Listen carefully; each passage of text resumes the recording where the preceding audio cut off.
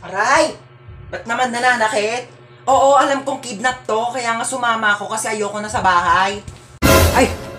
Oh my gosh, bestie, na-kidnap ka din? Oh my God! Lo, bakit nandito ka? Kinidnap nyo rin to? Anong makukuha nyo dyan? Wala namang utak yan. Lo, kala mo siya may atay eh. Inenta mo na nga yung atay mo para makapunta ka sa concert ni Billie Eilish eh. Tapos na nandun ka na, sabi mo, Billy Crawford, I love you! Ano ka, nasa Showtime? Bakit nandyan yung crush ko? Kinidnap nyo rin yan? Anong makukuha nyo dyan? Wala namang puso yan. Hindi yan marunong mag-crush ba? Shh! Huwag nga kayong maingay.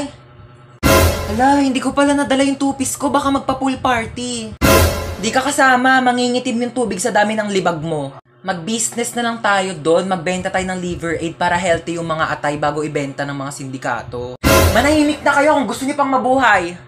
Kuya, mamamatay na rin ako sa lakas ng putok ng katabi ko. Magpabango ka nga. Yung Bulkang Taal nga nanahimik na yung kilikili mo, nalalaban pa din eh. Hindi yung cellphone mo. Hala, yung cellphone mo, te!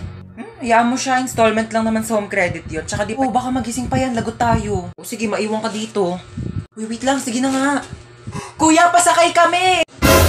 Uy, kuya, thank you ha. Alam mo ba, tumakas lang kami sa kidnapper at saka may nakasalubong pa kaming hold-upper. Teka, parang familiar yung upuan ko. Oh, andito rin yung mga kasama nating nakidnap.